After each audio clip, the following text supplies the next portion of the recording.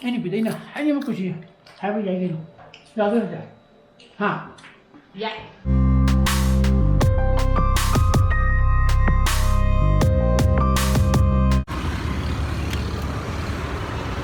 Good morning, guys. Welcome back to my channel. Man, I've been a colleague. तो बाका ये थबक चल रहा है पुंग तेरे में खाई देगी जी पुंग पम अपन तार तो रे बको मैं तो कोशी के एक गाड़ी नागे तो जमने क्वालिटी ने खामा का स्टार्ट हो गया है स्टार्ट से हो उधर वो आने हाँ वो कंप्लेन क्या नहीं था बने वो तो जी कंप्लेन ले रहे नागे ले हम तक जो बको वो तो सी की ऑक्सो की मी कौनरी क्या में ताती थबक चिल्ला कांदा का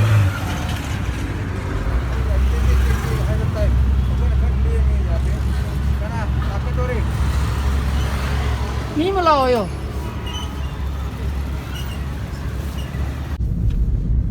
Borin do na kha o sida. Akoi na oksoki mi kaunai ngai da ko kwa theng khame da koi lekai gi koi maning da gi ko. Leiba. Koi. Mi ma hek lak pa ko mana ura bo do ma sange do gam te illaga yeng je na. Illaga yeng ba kan da haure ba ko. Adu go jo yeng la ge to gun. तो हुजिनो मु यारे बको दाव दिबा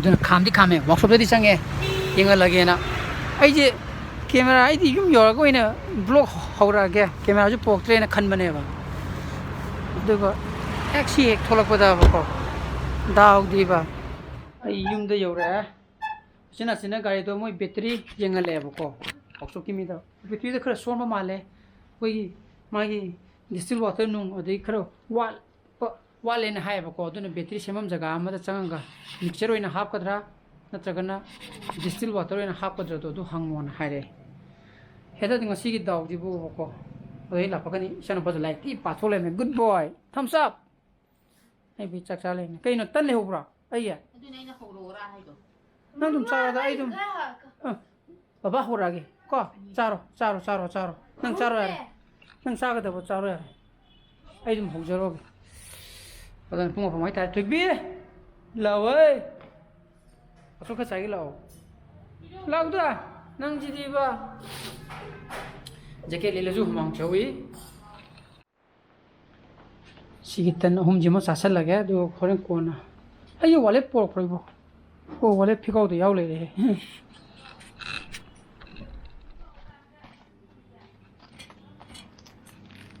Aure, ini, ina, hobotan arm begini. Uti ke wala?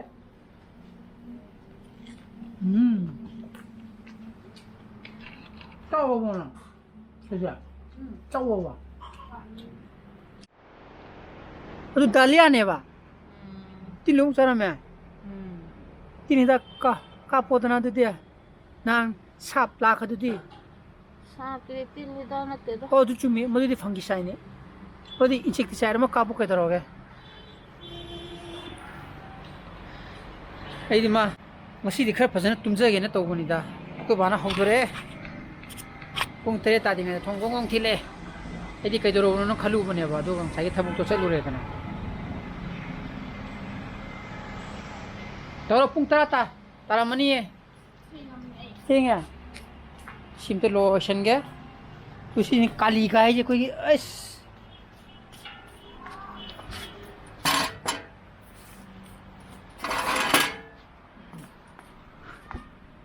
सी gas cylinder जी मको हाल सुम थम बनी तो कोई नहीं तुम सारे अपनी ना बको कोई जो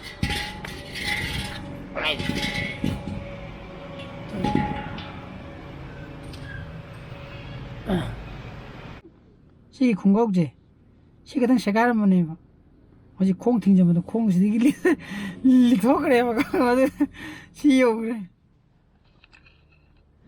와 너 팀비루기가 동아 बैटरी चेक तो होली बको सिगी बोर्डिंग की अपोजिट हो रहा ना इधर इना उक्ता बैटरी वर्कशॉप है जे मागी दा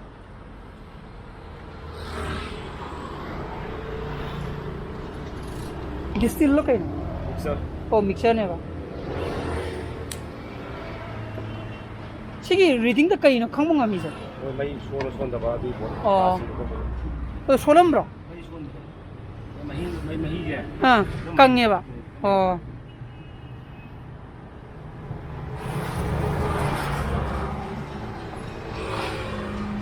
근데 싫으면 하빠가 좀 터우듬이 아니나.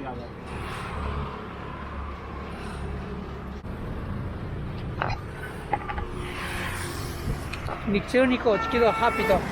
이게 원래 또 필요하지.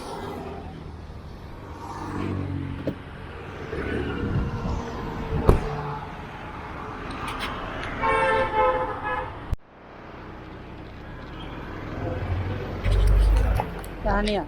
क्या समझ रहा मुगा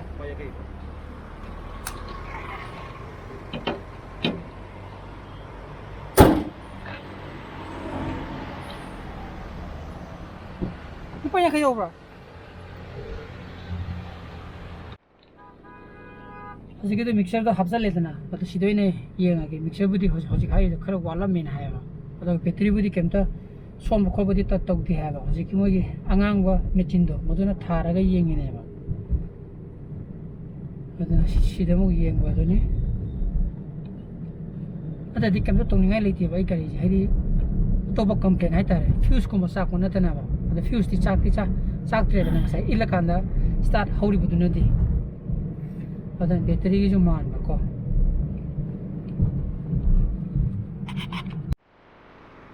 हजिक हम मिनट 35 चले आई चली जे मु गाड़ी थोड़ा चली जे नुपी मा लोबिरुगे ना चली मी आई ngasai बैटरी सेमबगी मतंग दो मदुई मतुंग दा युमदा हलेदना हलागा जे साक सफो मचागे ना चारी कांदा मुक थबो मुक लाक्तना चबल हम खंगगे को अमुक थबक अमुक चलुरे बाजारumda अदुगा युमदा हलप कांदा पोंग अमा खरा हेलमद्रा हेलमनेना खले को अदु तोंग तुंगदा मुक इरु माइता खोता तौरगा ए होजे मोइ नुपी मु लोको चलिनी को सिगी मसा मसा जिना हावइद्रो सि माथा जिना हाव सिगा चकाना माने माने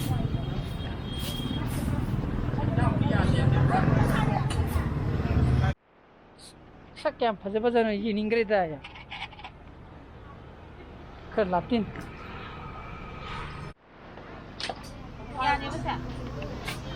ची स्प्रे काफोक तुराबा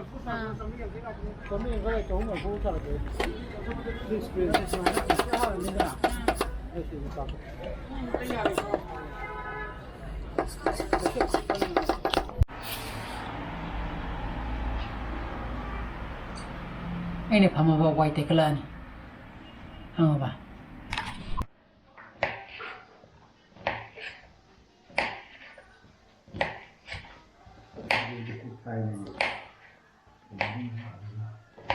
करी मालेगा हाउ बनी नापुम जो हाउ बनी नहीं सुचाम बुसला दे के लेने के तब नापुम मा गनि जंगे कुसी की ममांगी एयरपोर्ट मनुंग फेंसिंग वॉल जे ची 2001 बुक फजना चंग बया रमे 1999 बु को अदि 2001 दगी खर रेस्ट्रिक्शन खर थम करे 1990 स्वाइदा कोई आर्मी रेजिमेंट ला करे को मदुदि अकोय साइकिल पुसलगे नाम आइगे नाम ब्लॉक मदा तो साइकिल पुसलगा थोंगिंबा अदि सोंगी कोइगी रनवे दगे कुछ एचेला सानाबो लुमु गयाबो सिगी ममांगी जे लुमु युम तारमेबो कोइ सिगी मनिदता हजि होंदोगा लेनि हायबो को बायना हाब कान दनि युम तारमने मोय मोयगी आइ पुखिनु याम लेनिबा कुम खुदिंगी मीना केनो तोबिद्रबिना त ngapurum nga इजे फाइ लकाइ मिजिना इसितनरिबा खंगाबा मदुं गाना अपुम जे हम साबो फंगामे 1998 99 gi wari ni da aina hairi ji di ko mun sing okthara ni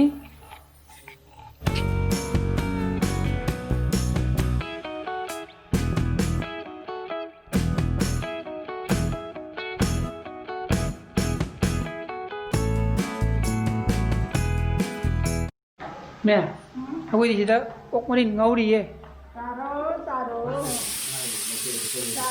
thì nói tung ăn ta đây à thế à số kia là hai phải hai pa thuti ge mo khuchi thuti ge angang ge mo khuchi na hai pa au ichano ba ida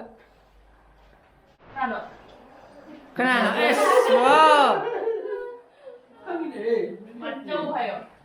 dilrasi kano dilras se chumre na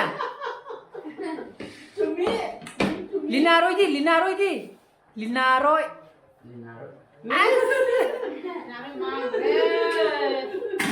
Dishma hai ba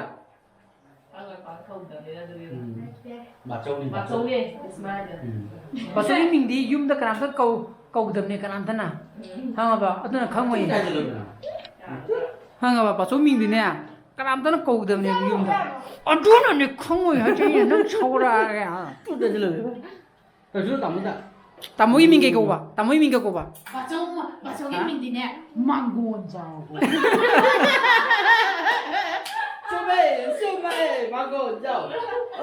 Phải manggon jao ba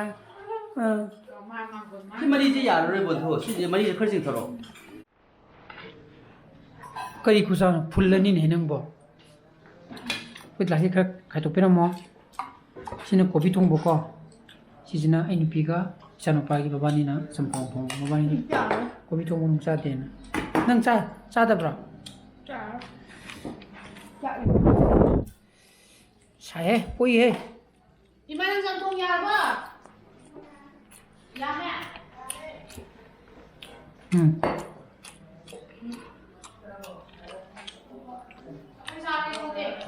Wow, hào thế. Chưa một chiếc một cha chứ. Nó sao chứ mình.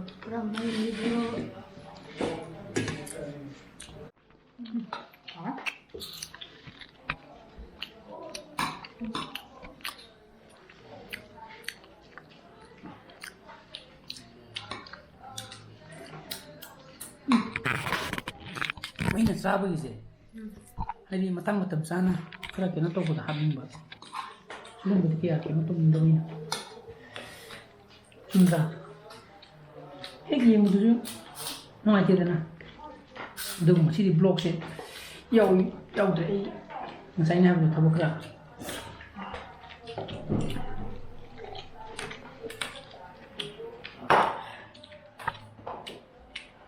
Kìa.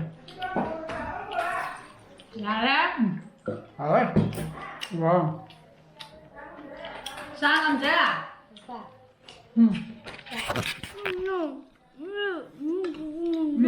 무더기 담는 눈이. 하고 좀 통도.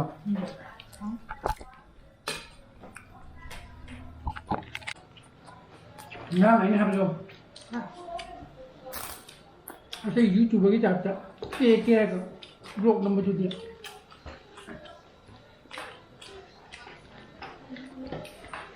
Kayong damo yung matang sada na ay matang sara ga budi kibo ora mone ko ay mo gido kino nungna bagi kino to buwan nsa di ko ay ni pide na haijaba yin param di ko idi ay di lifestyle blogging ni na hanan nundang da like di natural look to ne ba ado sum ay na mo no sum phagi to mi da lagna bani da adu ka kiwani da ama ina another sense da khatho ga wangang bagi wa ju nasa de ko ina ay ni pide haijaba